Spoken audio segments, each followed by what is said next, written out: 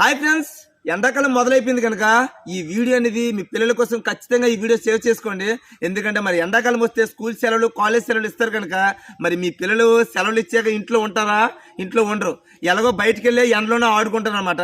మీ పిల్లల మీద ఎటువంటి ఎండ ప్రభావం కానీ వరద ప్రభావం కానీ పడకుండా ఉండాలి అంటే నేను చెప్పే ఈ చిన్న చిట్కా పాటించండి. చాలా అంటే చాలా మంచి రిజల్ట్ వస్తాయి అనమాట.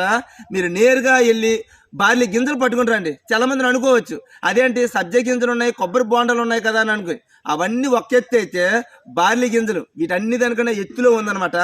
దీనికోసం చాలామంది 100 35% వరకే చాలామంది తెలుసు, కానీ మిగతా 65% వరకు చాలామందికి తెలియదు. మీ అందరు తెలియ చెప్పడం కోసం ఈ వీడియో చెప్తున్నాను అనమాట. దయచేసి పక్కా 100% రిజల్ట్ వస్తాయి అనమాట.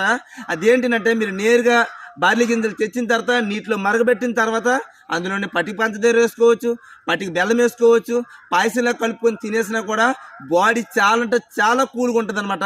ఇంకంతేకాదు, లేదు కాదు కూడదు అంటే అదే బార్లీ గింజలు నీటిలో మరగబెట్టిన తర్వాత ఆ గింజలంతా పక్కనట్టేసి ఓన్లీ నీరు మాత్రమే తాగేసారు అనుకో, మీ బాడీ ఎంత కూల్గా ఉంటుందంటే ఎలాంటి వడదెబ్బ తగిలినా కూడా మీ పిల్లల మీద ఎటువంటి ప్రభావం తగలదనమాట.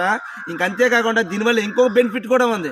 మన స్మెర్ము అంటే శుక్రకణాల సంఖ్య కూడా చాలా పుష్టిగా తయారయ్యి అమాంతం పెరుగుతాయి అనమాట. అంత మంచి బెనిఫిట్ ఉందనమాట. అంతెందుకు, చిన్న పిల్లలకి ఇక్కడి తినిపిస్తారు. 5 రకాల పప్పు దినుసులు కలుపుతారా, ఆ 5 రకాల పప్పు దినుసులొప్పు ఈ బార్లీ కూడా ఉందనమాట. ఎందుకంటే బలమైన పప్పు దినుసులు ఏదైనా ఉందనంటే ఈ బార్లీ ఒకటి. అందుకే అనమాట.